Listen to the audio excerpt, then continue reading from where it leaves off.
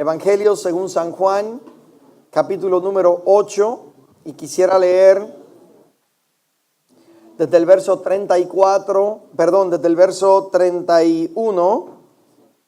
en adelante. Juan 8, 31. Saludamos a todos los hermanos que nos visitan. Qué bendición. A todos los hermanos que son parte de esta casa. Qué bendición poder adorar junto a cada uno de ustedes.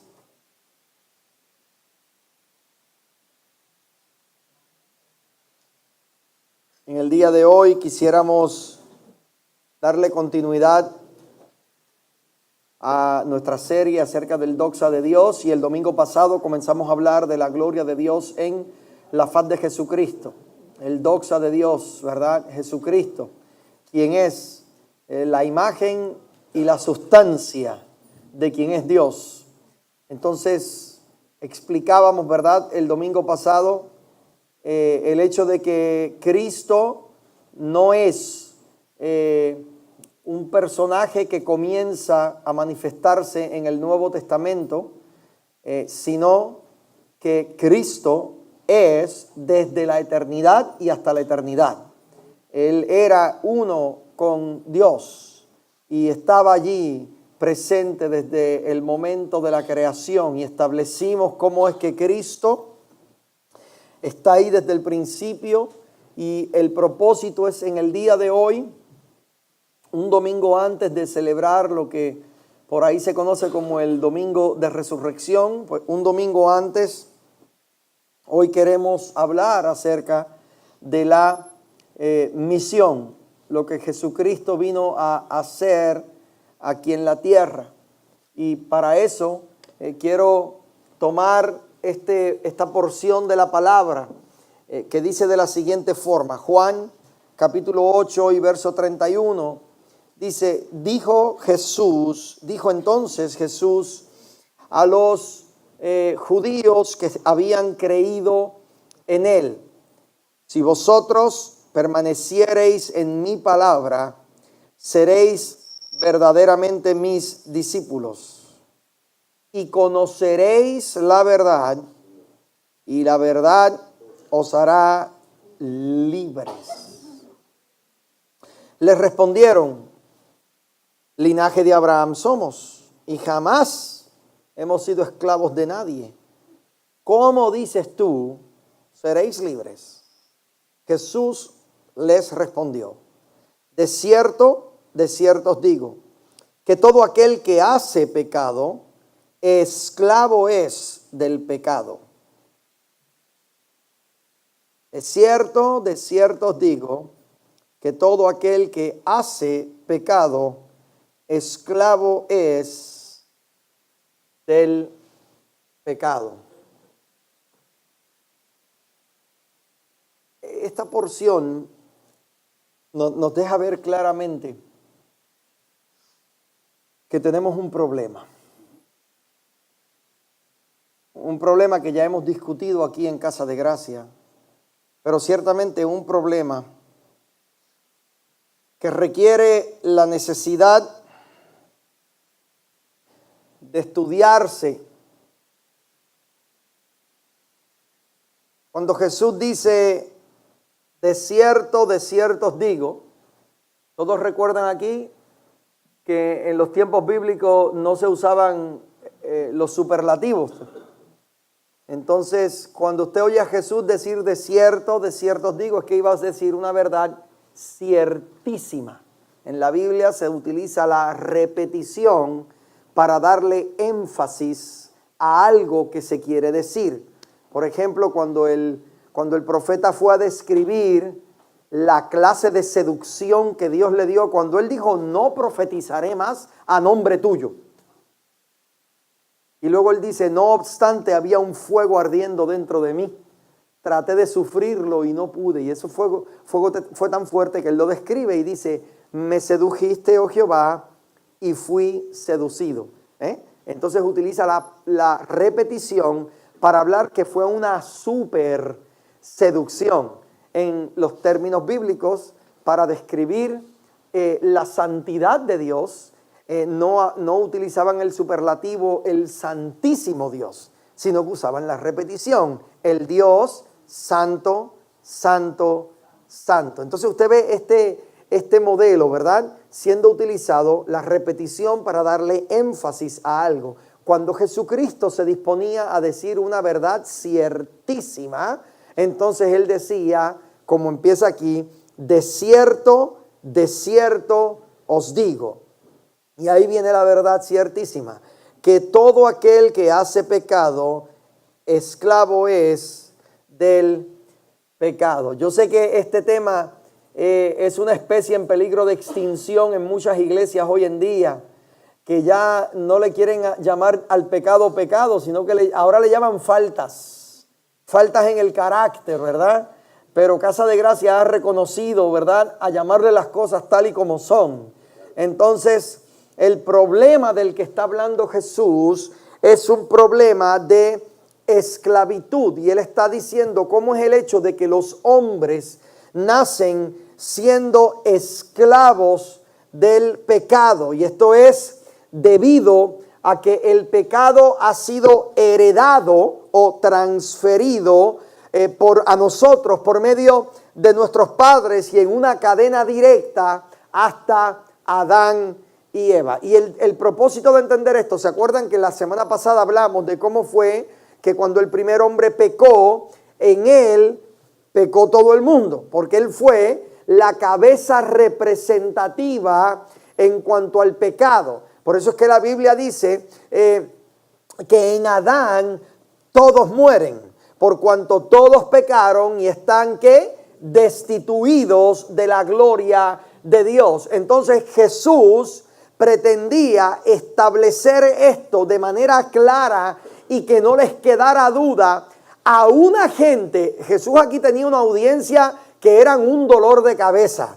Eran gente que eran del equipo de él. Fíjense qué interesante, que el problema de Jesús nunca fueron los pecadores, fueron la gente que se llamaban pueblo de Dios. No sé si eso te suena, ¿verdad? Qué casualidad o qué familiar te suene, que generalmente los dolores de cabeza que experimentamos vienen siempre de adentro, nunca vienen de afuera. Entonces, el pecado había levantado una barrera entre Dios y el hombre. En el momento en que Adán pecó, él quedó separado de la gloria de Dios. Había un abismo llamado muerte que ahora estaba separando al hombre de Dios. El hombre comenzó en aquel momento una serie de ejercicios para tratar de cerrar la brecha que se había creado. Usaron el martillo de la religión, usaron el martillo del buen comportamiento y todo para pretender derribar la pared que nos tenía separados de Dios debido al pecado. La necesidad para esta redención es debido a que estábamos atrapados, estábamos esclavizados totalmente. Quiero leerte lo que dice Tito, capítulo número 3 y verso 3, porque Tito nos presenta un cuadro claro referente a nuestra condición. Allí dice, porque nosotros también, diga conmigo, yo también. Nosotros también éramos en otro tiempo, ha pasado, insensatos, rebeldes, extraviados, oiga esto, esclavos de concupiscencias y deleites diversos, viviendo en malicia y envidia, aborrecibles y aborreciéndonos unos a otros. Por favor, note lo que está diciendo él ahí. Él está diciendo que la esclavitud de la que es preso el hombre no solo incluye acciones, sino también actitudes. No solo incluye lo que usted hace, también incluye cómo usted piensa. Por eso es que la gracia de Dios es tan particular.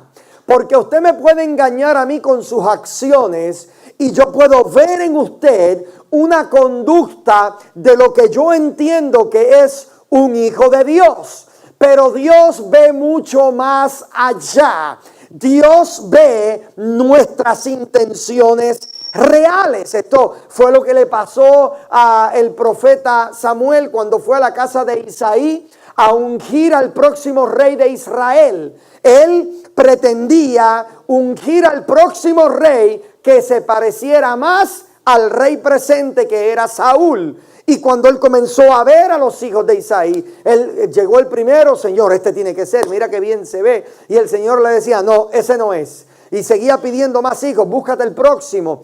Y así sucedía, ¿verdad? Esta fue la primera pasarela de moda en el Antiguo Testamento. Seguían ellos pasando y él decía, ese es, y no, ese no es. ¿Verdad? Porque Dios tuvo que darle una lección grande a Samuel. Porque Dios le dice, no mires a lo grande de su estatura, ni a lo hermoso de su parecer, porque yo lo rechazo. Porque el hombre mira lo que tiene delante de sus ojos, pero yo, Jehová, miro el corazón. Por eso es que a Dios no podemos engañarlo. Tú puedes tener lo que yo llamo un fronte religioso.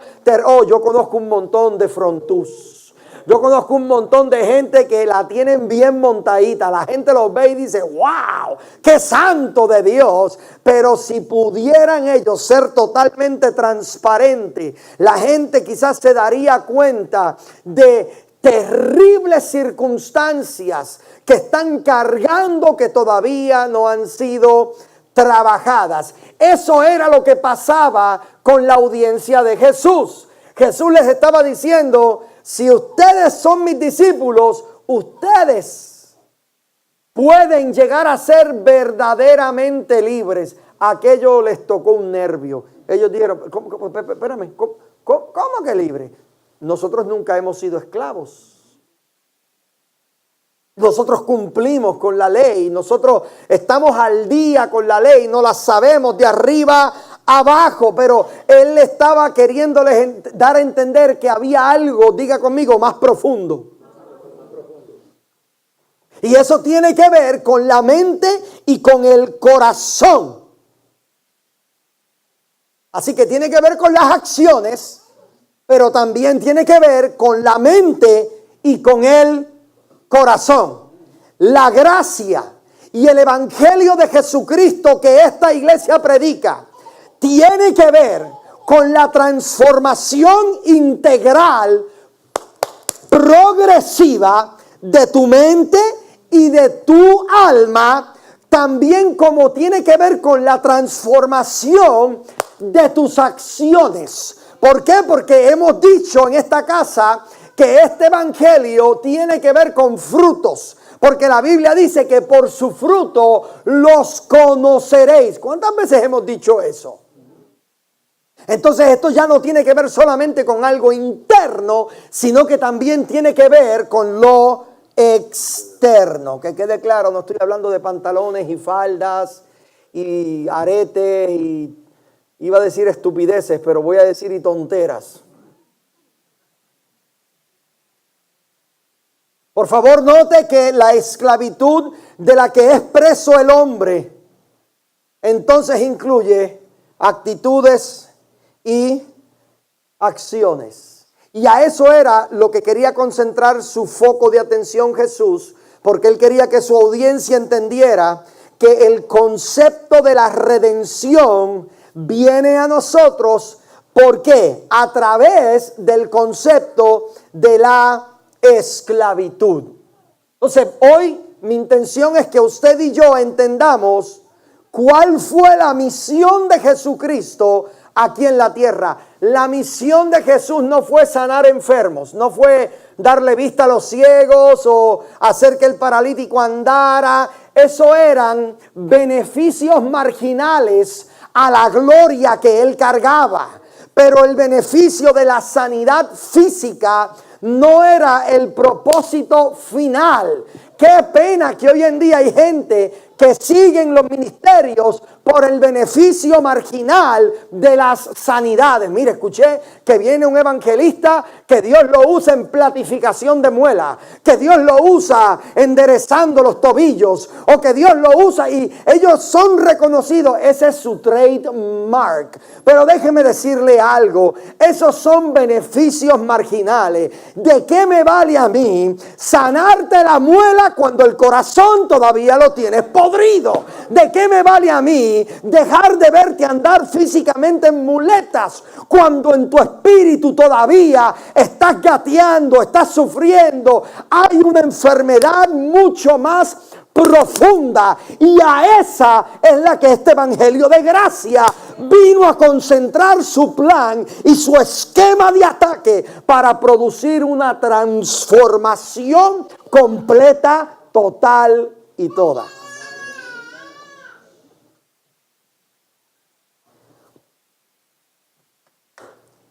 Entonces, si hablamos de redención, ¿qué significa la palabra redimir? Redención está basada en la raíz etimológica de redimir. Redimir significa comprar o pagar por algo. Usualmente este término era usado dentro de los parámetros de la compra de los esclavos. Entonces, de la misma forma, básicamente en que suceden las subastas, y como sucedía aquí con la raza negra en los Estados Unidos de Norteamérica, ponían a un esclavo en un lugar alto y la gente pasaba y podían comprarlos de su dueño anterior. Ahora bien, el que compraba al esclavo tenía dos opciones. Número uno, comprarlo para poseerlo o comprarlo para dejarlo libre. Oh, tú tienes que entender eso. Porque si entiendes esto, el evangelio te va a hacer sentido. Porque mucha gente piensa que Cristo vino a comprarte para dejarte libre. No. Él te compró para esclavizarte ahora de Él. Porque no es dejarte libre y al garete. Este es el problema con mucha gente que predica la gracia. No, ahora que soy libre en Cristo ya no me ata nadie. Estoy por la libre. Ahora puedo hacer lo que yo quiera porque ya nada me detiene, ya yo fui perdonado. No. El problema es que a ti te liberaron de un sistema de gobierno para meterte en otro sistema de gobierno. A ti te quitaron el Señor que te gobernaba antes, pero ahora tienes, diga conmigo, un nuevo Señor, un nuevo jefe, un nuevo amo que está esperando que tú hagas su perfecta voluntad.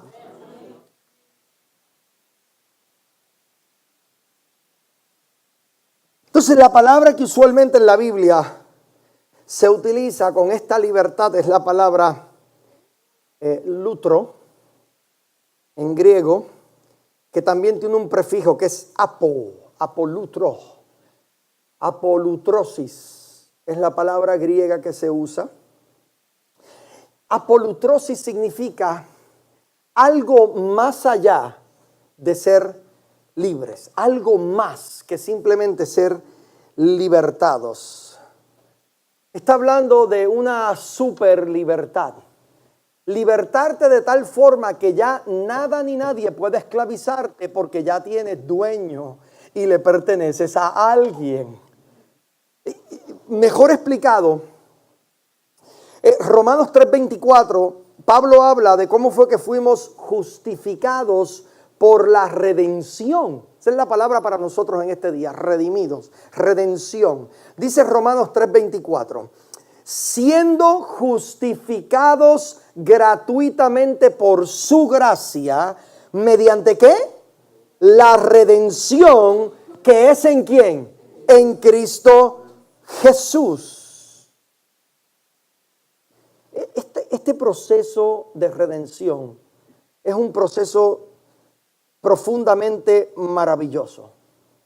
En el tiempo de Israel, en la historia, tengo un libro allí de historia de Israel muy interesante, y en el día de la expiación ellos tenían lo que se conocía como un chivo expiatorio. el chivo expiatorio era el chivo que recibía todos los pecados del pueblo. Y recibía todos los pecados de toda la nación. ¿Con qué propósito? Para poder aplacar la ira de Dios por espacio de 12 meses. Mire qué interesante, el chivo te ayudaba por 12 meses. Entonces el sacerdote ponía su mano, en el chivo, y luego un pastor tomaba un segundo chivo. Este era el festival de las chivas. ¿Dónde están las chivas aquí? El sacerdote ponía su mano en el chivo para simbolizar la transferencia de pecados del pueblo al chivo. Pero luego un pastor tomaba un segundo chivo y lo que hacía era que se llevaba ese segundo chivo hacia las afueras de la ciudad. Esto tenía dos significados. Número uno, el primer chivo aceptaba y recibía los pecados del pueblo. Y cuando era sacrificado, aplacaban la ira de Dios en cuanto al ¿qué? Al pecado. Ahora, el segundo chivo simbolizaba el destierro del pecado, de las acciones pecaminosas. Entonces el pastor se lo llevaba a las afueras de la ciudad. ¿Y qué era lo que hacía? Lo abandonaba allá con el propósito, simbolizando de que el pecado había sido desterrado y que no iba a regresar más. ¿Usted sabe cuál era el problema? Que muchas veces a la semana volvían a ver el chivo que habían desterrado. Y yo, mira, este es el chivo, volvió otra vez. Oh, espérame. ¿No te ha pasado eso? Oh, pero ya Dios me perdonó de esto. Porque yo estoy viendo este chivo otra vez en mi vida. Entonces, ¿usted sabe lo que hicieron cuando empezaron a notar que el chivo siempre regresaba? Entonces el pastor se ideó, se propuso, ¿no? El que el chivo fuera suelto por un risco hacia abajo. Y lo arrojaban risco abajo. Y en el momento en que lo arrojaban risco abajo, el chivo quedaba tan distrofiado que no podía volver a andar, evitando así toda posibilidad de que regresara a la ciudad.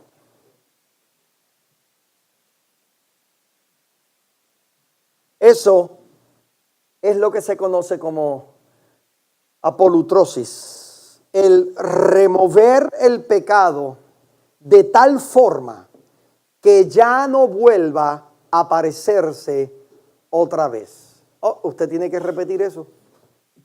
Apolutrosis, remover el pecado de tal forma que no vuelva a aparecerse otra vez. Dios perdonó el pecado, pero los efectos del pecado todavía siguen molestando por ahí a gran parte del pueblo de Dios. Esto es una realidad, no vaya a sentirse mal. Esto es un problema que tenemos muchos cristianos. El detalle es cómo usted lo interpreta. Porque si tú lo interpretas en nombre de la gracia, bueno, lo importante es que ya fui perdonado y que ya tengo mi salvación y que ya en Cristo estoy seguro. No vas a ver tan importante este chivo que regresa. Pero parte del proceso de tu santificación tiene que ver con que tú saques ese chivo afuera, lo despeñes por un risco para abajo y que no vuelva a tener que mediar contigo y tener que sacarte a ti conductas y acciones que van contrario a quien realmente tú eres ahora en Cristo Jesús. Entonces, ¿puedo decir algo que va a ser controversial? ¿Me permiten? Sí, porque ya para el daño que se ha hecho, que venga el resto, ¿verdad?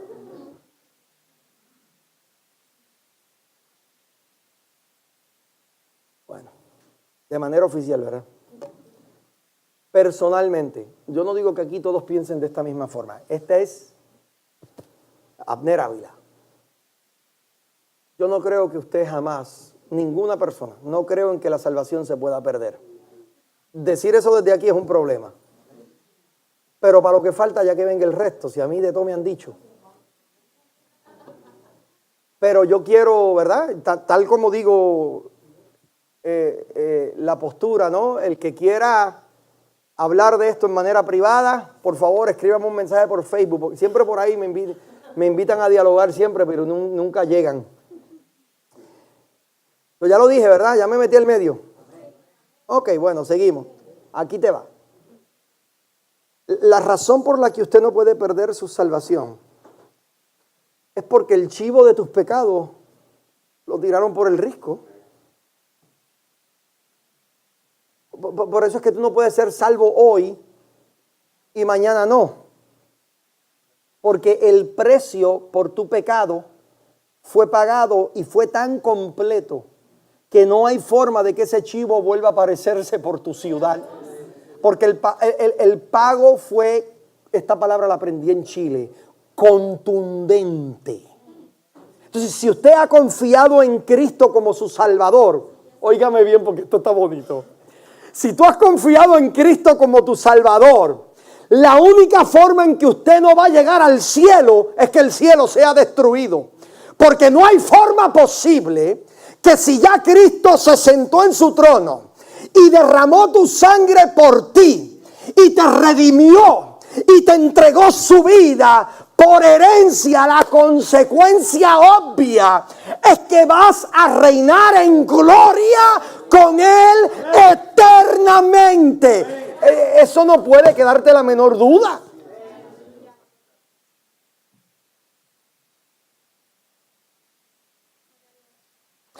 Este concepto de la reconciliación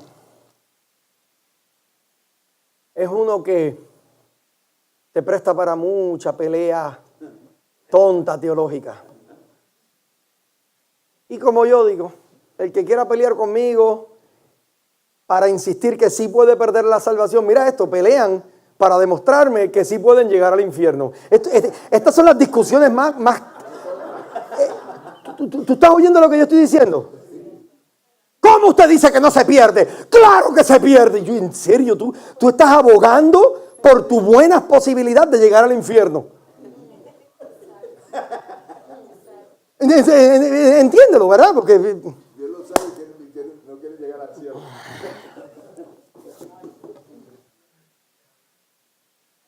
No vamos a hablar de eso ahora, no te preocupes. No, ahí me puedo quedar 3 o 4 horas, ¿sabes? Oye, ese tema está delicioso. Delicioso. Dios te amó tanto y tanto y tanto que evitó que tú te le metieras en el medio en el proceso de salvarte. Él dijo, para yo salvarte, tú eres un problema. Si te dejo tu opinión, olvídate de esto. Así que entonces déjame ponerte a dormir. Vas a estar muerto. El día que yo te salve, te voy a encontrar muerto. No necesito tu opinión. Te amo tanto y tanto que no necesitas que me digas a mí, que me pidas a mí lo que a mí me nace darte solamente por gracia. ¡Oh, gloria a Dios! Ahora vamos a cambiar, vamos a seguir, pero quiero hablarte del precio de la redención. Porque para poder ser redimido, tiene que haber alguien que pueda pagar el precio. Este tema es un problema para mí. Porque saber que yo no podía hacer nada por mí. No solo eso, saber que nadie jamás podía hacer nada por mí. Nadie humano. Si vas a ser redimido, necesitas el justo pago por tu redención. Entonces la persona que va a hacer el pago por la redención tiene que cumplir con el pago requerido por esa redención. Para que Dios pudiera redimirnos, necesitábamos a alguien que pagara por nuestra redención, que no fuera un esclavo como nosotros. Si usted y yo somos esclavos, yo no le voy a pedir a usted que me liberte porque usted está en el mismo infierno en el que yo me encuentro. No puedes hacer nada por mí, estamos los dos en la misma olla. En otras palabras, necesitamos a alguien libre si somos esclavos y necesitamos ser redimidos. Necesitamos a alguien que no esté esclavizado a lo que usted y yo estamos esclavizados. La Biblia dice que estábamos esclavizados del pecado, de manera que necesitábamos a uno que no conociera pecado. De ahí es que entonces surge lo que tanto hemos enseñado. ¿Se acuerda el domingo pasado? Dios no pudo esperar a que José se casara con María, porque entonces en la vida de Jesús él iba a tener una descendencia que pecaminosa, porque iba a tener sangre de José, que era sangre de Adán. Por eso es que el proceso de la Santa Concepción es el Espíritu Santo poniéndose como el espermatozoide perfecto que fecundó a María para crear un hombre perfecto. Por eso es que la Biblia dice, sin pecado concebido. Todos los corderos que se sacrificaban en el Antiguo Testamento tenían que ser corderos sin mancha. Eso es lo que decía la ley. Tenía que ser un cordero sin mancha. ¿Sabe por qué? Porque el cordero no podía tener el mismo problema que estaba tratando de resolver. Si Jesucristo hubiera tenido el mismo problema del pecado que usted y yo teníamos, nunca hubiera podido ser nuestro Salvador, porque aún Él mismo hubiera tenido necesidad de un Salvador. Por eso es que tenía que vivir una vida perfecta. Tenía que resistir la tentación, tenía que vencer al diablo, porque tenía que quedar demostrado que él era un hombre perfecto, cualificado para ser el Salvador perfecto. Ahora, note cómo es que Jesucristo viene de afuera de la esfera del pecado a comprar a aquellos que estaban en la esfera del pecado. Y para eso, Primera de Pedro, capítulo 1, verso 18, quiero que usted vea, ¿verdad?, esa transacción. En Primera de Pedro 1, 18 dice, sabiendo que fuisteis rescatados de vuestra vana manera de vivir, la cual recibisteis de vuestros padres, no con cosas corruptibles como oro o plata. Mire lo que dice, tú fuiste rescatado de vuestra ¿qué? De vuestra vana manera de vivir. Me encanta cómo lo dice, porque ahí ya no está hablando del corazón y del espíritu y de la nueva criatura en Cristo. Ahora te está diciendo, no. Tú fuiste rescatado también de tu vieja vana manera de vivir. Por eso es que me encanta, ¿verdad? Un corito que yo aprendí con mi abuelita. Las cosas que yo hacía, ya no las hago más. Las cosas que yo hacía, ya no las hago más. Ah, ¿te acuerdas? Hubo un cambio. Oye, que mucho RT hay aquí, Dios del cielo. En otras palabras, no puedes comprar tu libertad. Tiene que haber un cordero que sea sacrificado y que dicho cordero sea sin manchas. ¿Por qué todo esto es importante? ¿Cómo fue que Juan introdujo a Jesús cuando lo vio? Vaya conmigo, Evangelio según San Juan. Juan capítulo número 1. Verso 29. Hoy este texto es uno de los textos más famosos en la Biblia. Cuando Juan lo ve, ¿cómo fue que dijo? El siguiente día vio Juan a Jesús que venía a él y dijo, he aquí, ¿el qué? Oh, he aquí el Cordero de Dios, ¿que qué? Que quita el pecado del mundo. Lo que él estaba diciendo, este viene sin mancha, este viene sin pecado.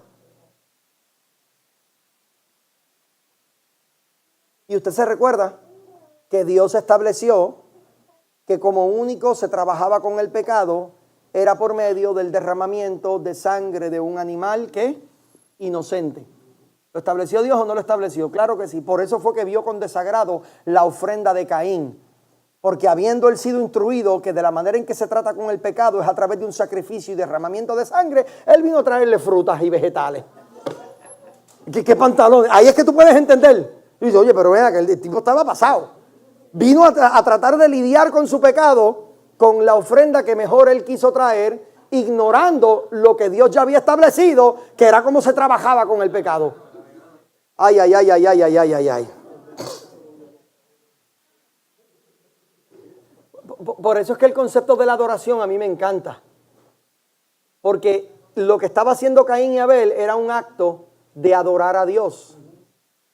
Pero siempre en la Biblia, cuando Dios habla de la adoración, Dios nunca le deja al hombre a que lo adore como el hombre crea o como el hombre pretenda. Por eso es que yo no aguanto cristianos que me dicen, yo adoro a Dios a mi manera. Mentira del diablo, estás haciendo algo que es un disparate. ¿Por qué? Porque tú no tienes idea entonces de quién estás adorando. Porque si supieras realmente a quién adoras, tú sabrías que Él se merece la alabanza y la adoración más excelente. Porque si le conocieras, no estarías dispuesto a mi hermano a darle una alabanza que no esté al nivel y a la altura de quien Él es.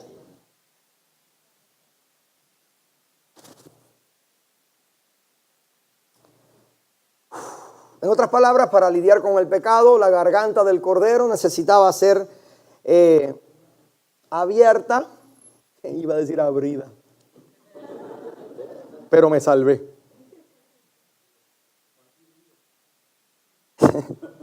Con el propósito de que la sangre saliera, porque Dios había establecido que el precio por el pago, o que el pago por los pecados para poder obtener redención era a través del derramamiento de sangre. Entonces aquí va la pregunta. ¿Cuál es el precio de tu redención? El derramamiento de sangre de un sacrificio aceptable ante Dios.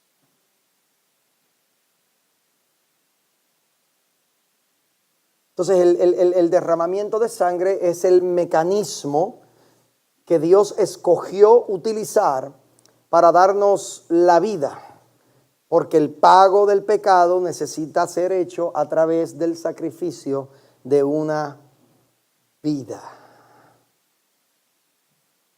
Yo necesito leer Hebreos 9:11.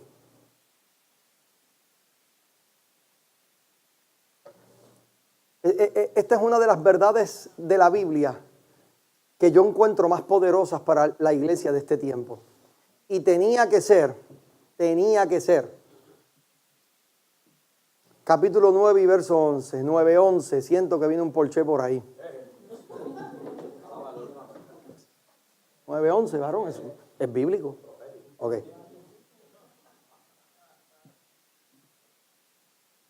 Hebreos 9:11.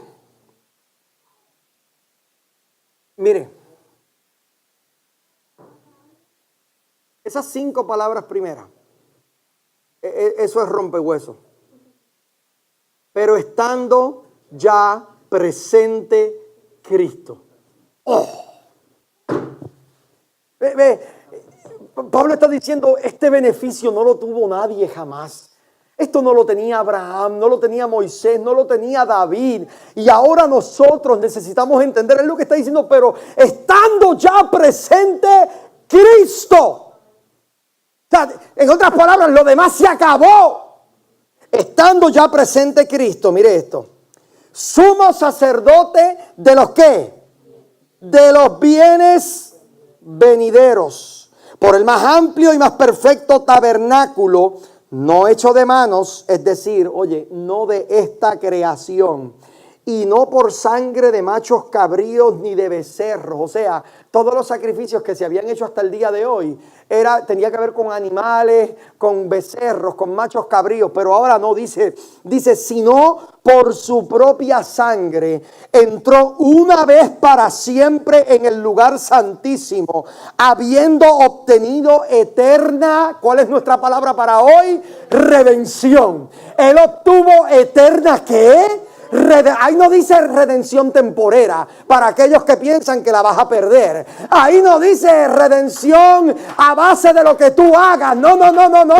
Este pacto no tuvo que ver contigo. Fue entre Dios y el Hijo. Y entre ellos dos te incluyeron a ti de gratis. Oh, gloria al nombre del Señor. Dice: entrando en el lugar santísimo, habiendo obtenido eterna redención. Aquí está la explicación.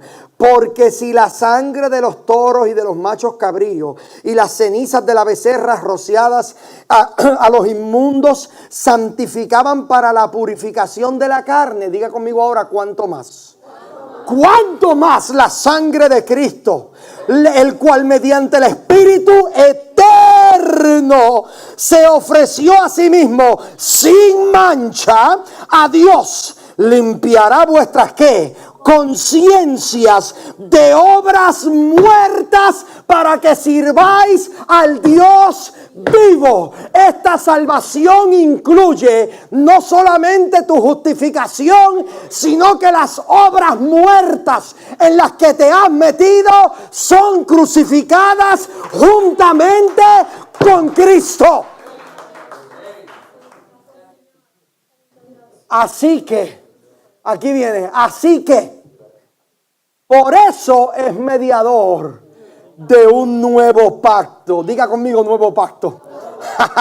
Para que interviniendo muerte, para la remisión de las transgresiones que había bajo el ¿qué? El viejo pacto, los llamados, ¿quiénes son llamados? Reciban la promesa de la herencia eterna. Oh, no, es que por algo es que este evangelio a mí me emociona tanto. La belleza de todo esto es que Cristo fue sacrificado para cumplir con el pago que Dios requería para traerle la vida al hombre. Y Cristo se negó a dar un pago a medias. Un pago a medias requiere que el resto sea pagado. ¿Usted sabe que eso es religión? Bueno, Cristo hizo parte, pero tú tienes que hacer la tuya. Yo estoy endiablado ya cuando oigo a alguien así con esa tontera. Dios hace su parte, pero y dime cuál es la parte que me toca hacer a mí fuera de lo que es recibir. Porque si es por obras, entonces yo me puedo gloriar y decimos, wow, yo tengo salvación porque entre Cristo y yo hicimos algo. Oye, si quieren ponerte ese equipo. Pero cuando Cristo en la cruz dijo mi palabra favorita, tetelestai. ¿Qué fue lo que él dijo? Consumado es. Él lo que estaba diciendo es, el precio requerido por tu deuda ha sido pagado en su totalidad. A esta deuda no le falta nada. ¡Oh, gloria a Dios!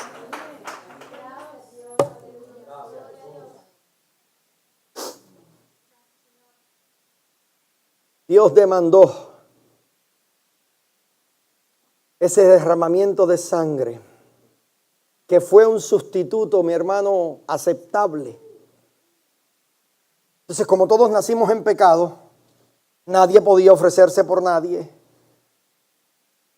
Entonces Dios se convierte en Él mismo, en el sustituto, en la persona de Jesucristo para proveer el pago que un Dios santo requería por el pecado.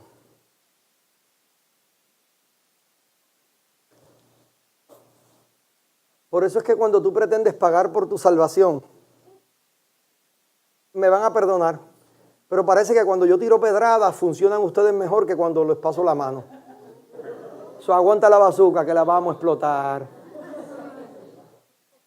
Por eso es que cuando tú tratas de pagar por tu salvación congregándote de vez en cuando, es que nadie dijo amén, ¿viste? Es que son el diablo. Yo te digo una cosa, varón. Te digo una cosa, ¿eh? Cuando pretenden pagar por su salvación, congregándose de vez en cuando tratas de pagar por tu salvación, oye, orando, ayunando o haciendo cualquier obra, insultas el sacrificio de Cristo. Yo no oro para mantener mi salvación, yo oro porque ese es mi nuevo lenguaje en Cristo. Yo no ayuno para torcerle el brazo a Dios para que me bajen el pago de la casa. Yo ayuno porque el verdadero ayuno no tiene que ver con pasar hambre, sino que es todo lo contrario, tiene que ver con alimentarte de Cristo y no comer del fruto de las cosas que están ahí que tienen que ver con el reino de la carne. Entonces yo oro, yo ayuno, pero no tiene nada que ver con yo mantener lo que nadie me llamó a mantener. ¿Sabes que es toda una vida tú siendo un hijo del diablo y pecador y de momento vienes a los pies de Cristo y por fin eres salvo y ahora que eres libre, ahora te dicen, bueno, ahora necesitas encargarte de mantenerte salvo? Primero, ¿qué debo hacer para ser salvo? Acepta a Cristo. Ok, pero ¿y ahora qué debo hacer para mantenerme salvo? Bueno, tienes que, ahí empiezan las obras. Es que te digo, este sistema es el diablo, mano. Tienes que hacer. No hagas esto otro. Tienes que guardar tu salvación con temor y temblor porque te la van a quitar. Es como si te estuvieran dando un dulce, lo saboreas un par de semanas, pero de momento te lo quitan de la boca porque no. Eso no se hace, no. ¿Tú lo quieres? Haz esto otro. Quiero hacer una aclaración. ¿Está claro que estoy hablando de salvación?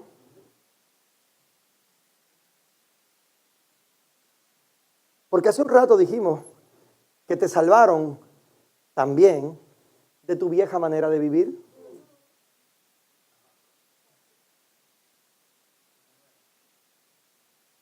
En los vicios en los que antes vivías, en las codependencias que antes tenías, en los desastres emocionales en los que antes vivías.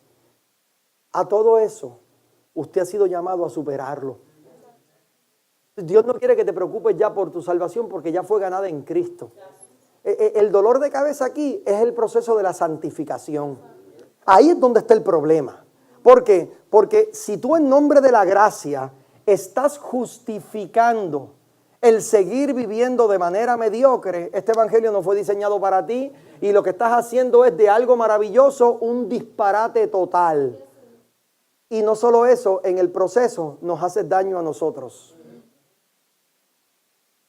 Porque piensan que tú eres parte de los que pertenecen al equipo en donde yo pienso que estoy.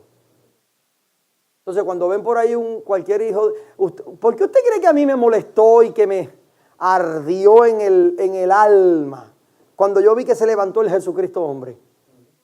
Y para colmo tenía que ser boricua. Como si no tuviéramos suficiente disparatero, ¿verdad? Ya. ¿Y es de Ponce? Eso explica mucho. Si es de Ponce, eso explica mucho. Sí, vivía por allí, por el Pachín Vicén.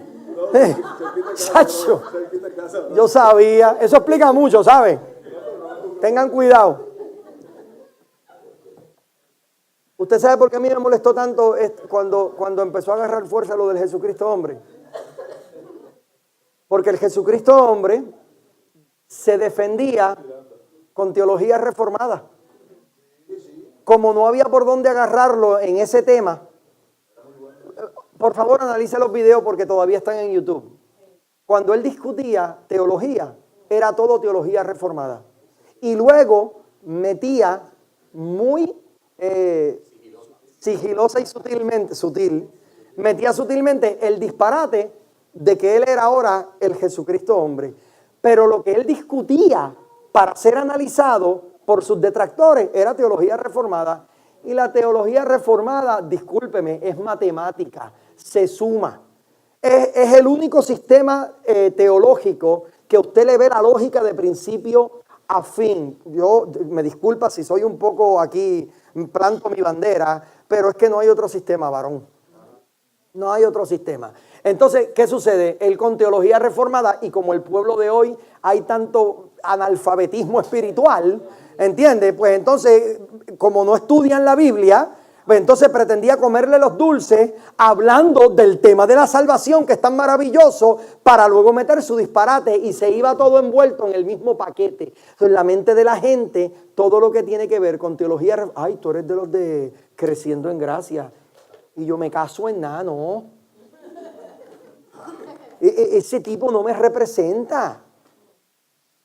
Pero ¿por qué era que yo estaba tan molesto? Porque utilizó una buena teología para colar un grande disparate. Oh, pero también me enojo con los 2 o 3 de ustedes que en nombre de la gracia pretenden seguir viviendo sus vidas como todos los demás que están allá en el mundo. No, porque como ya yo soy salvo, yo no tengo que preocuparme por hacer la diferencia. Pero ¿qué fruta es la que está comiendo la gente que te rodea? Si dice que el árbol se conoce por sus frutos, dime tú, ¿qué es lo que están comiendo? Están comiendo cosas amargas de ti. Nadie come nada bueno de ti. Entonces este evangelio se queda en nada. Nuestra efectividad es con la gente que nos rodea. Yo no puedo utilizar mi libertad en Cristo para que ahora se convierta en ocasión de caer para algún débil en la fe. ¿Eso está claro con ustedes? Pues ya dejen el relajo, mano.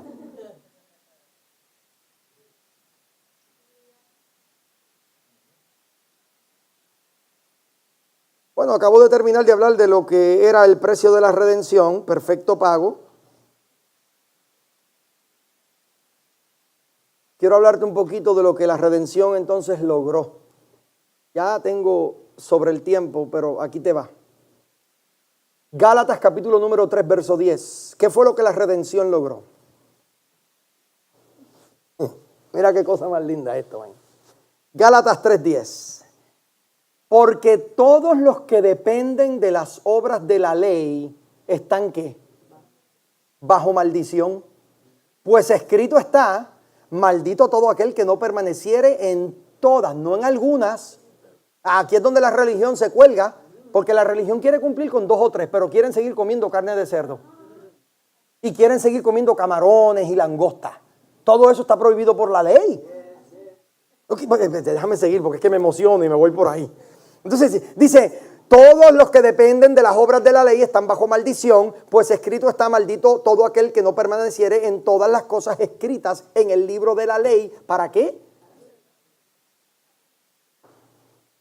Entonces, esto es para todos aquellos que dicen que no se congregan, pero que guardan los 10 mandamientos. Ya yo estoy cansado de escuchar a 2 o 3 así. No, yo no me congrego porque, chacho, yo no creo en las iglesias, yo no creo en pastores, pero yo amo a Dios bien duro.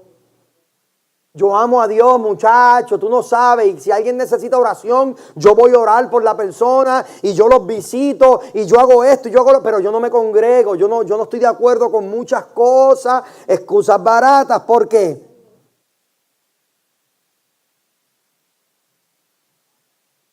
Porque la Biblia es clara y dice, si tú no las haces todas, no estás cumpliendo. Entonces, o los cumples todos o no cumples ninguno. Pero brinca, ese es el 10, ¿verdad? Brinca el 13. Mira lo que dice ahora Pablo, esto está tremendo. Cristo nos redimió ¿de qué? De la maldición de la ley. Hecho por nosotros maldición. Esto es para los que todavía predican por ahí las benditas maldiciones generacionales, que están todo el tiempo pidiéndole a la gente, no, tú tienes que romper con esta maldición generacional. Bueno, pero es que si Cristo se hizo maldición por mí, ya no hay maldición que pueda tocar mi morada, porque Él se hizo maldición. Mire, óyeme.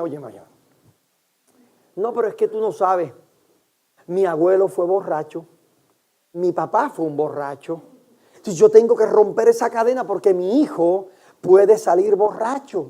No puedes confundir maldiciones con patrones de conducta aprendidos. Y si tu hijo todo lo que está viendo es una persona maltratar a su esposa, estás criando a un futuro agresor de la vasija y de la ayuda idónea que Dios le dio. Esto no es un ataque del diablo, es que está aprendiendo lo que en su casa vio todo el tiempo. Sonríase que el Señor le ama. Por eso es que mi pregunta favorita, cuando yo doy consejería matrimonial y veo que tienen hijos, yo siempre pregunto esto, yo digo, ¿tú quisieras que tus hijos tuvieran el mismo matrimonio que tienes tú? Porque todo el mundo quiere lo mejor para sus hijos, ¿verdad? Entonces yo siempre pregunto, ¿tú quisieras lo mismo?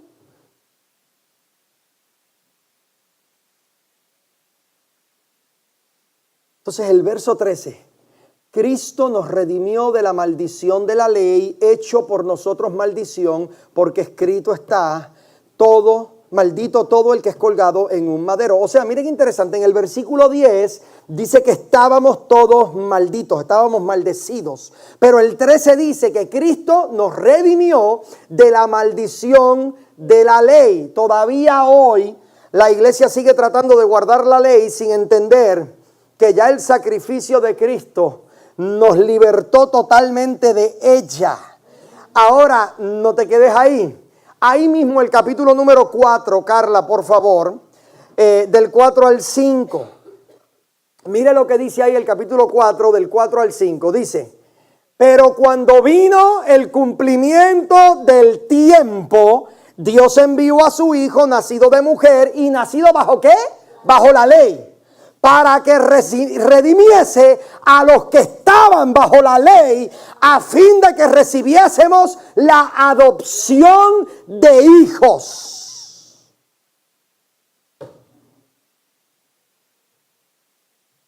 No tengo que decir nada más con eso, como dice el abogado, nada más con el testigo, ¿verdad? Y con esto termino. ¿Cuál entonces debe ser nuestra respuesta a la misión de Jesús aquí en la tierra? ¿Cuál debe ser nuestra respuesta a la redención que hemos recibido? Número 1, debería motivarnos a servirle, pero debería motivarnos a servirle con excelencia. ¿Por qué debía motivarnos a servirle? Uno más, por favor, Tito capítulo número 2, verso 14.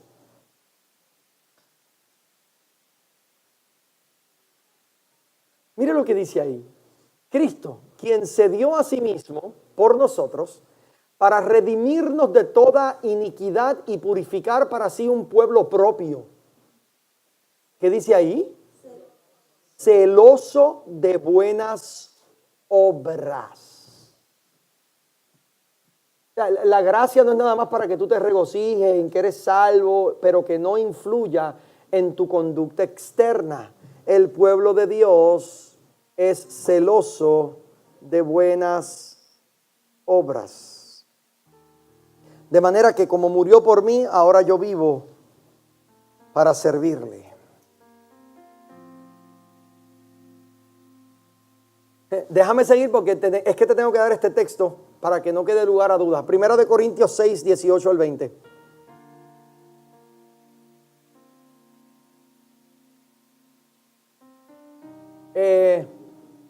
Si ofendo a alguien es con toda intención.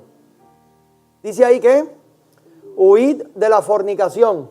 Espérame. No está hablando con pecadores. Está hablando con una iglesia. Por eso es que a veces me tildan a mí. Yo no sé si tú eres rajatabla o si eres de gracia, porque a veces estás hablando unas cosas tan lindas y de momento te zafas a darle bofetadas a todo el mundo. No soy yo me escondo detrás de estos textos. Huid de la fornicación. Cualquier otro pecado que el hombre cometa está fuera del cuerpo, mas el que fornica contra su propio cuerpo peca. Sigue el otro 19. ¿O ignoráis que vuestro cuerpo es templo del Espíritu Santo, el cual está en vosotros, el cual tenéis de Dios y que no sois vuestro? ¿Tú te crees que el cuerpo este cuerpo es mío? No es tuyo nada. Porque habéis sido comprados. ¿Por qué es que el cuerpo no es tuyo? Porque tú has sido comprado por precio. Glorificad pues a Dios en vuestro cuerpo, en vuestro espíritu, los cuales son de Dios. Tú me disculpas, yo tengo que hacer aquí un paréntesis. Glorificar a Dios en tu cuerpo no es solamente la fornicación, es también la manera en que te alimentas. Tú me perdonas, iba a decir el afrentamiento, pero la mala manera en que comen 2 o 3. Que no saben pedir porciones pequeñas. Ellos todo el tiempo necesitan. Es como si se fuera a acabar el mundo en 2 horas y ellos lo saben. Es como si fuera a acabarse todo en 2 horas y ellos lo saben. Bueno, ahí te dice, glorificad a Dios. ¿En qué? En vuestro cuerpo. Oye, ten cuidado cómo come. Yo tengo un reto esta tarde. Yo invité a un gran amigo que llegó de Puerto Rico hace poco, casualmente de Ponce. Mira, que es que yo te digo, Dios está tratando conmigo. Y bueno, entre tú y yo, para que más nadie llegue a casa, ¿verdad? Le dije que le iba a preparar un mofonguito con un steak. Entonces, ahora quieren a ver Game of Thrones a casa. Yo sabía. Oye.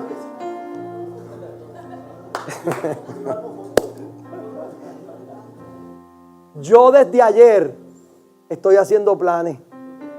Y ayer traté de comer menos porque yo decía, es que el mofongo tiene una cosa, brother.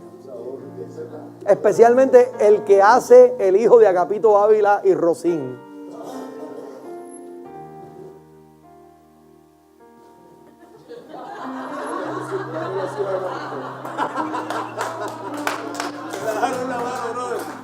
Tú me disculpas y que se enteren en las redes sociales. Agapito Ávila Jr. no sabe hacer ni un hot dog. Saludos, Junito. Y Robertito sabe dónde queda el McDonald's, así que con eso te lo digo todo.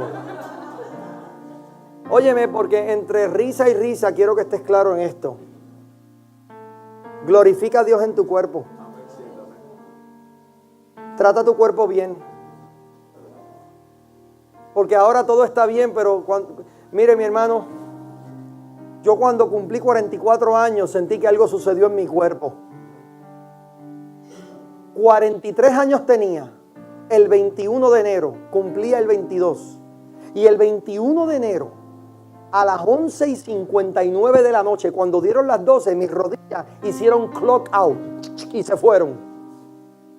Ya me duelen las rodillas, tengo que ahora jugar menos tenis de mesa que tanto me apasiona.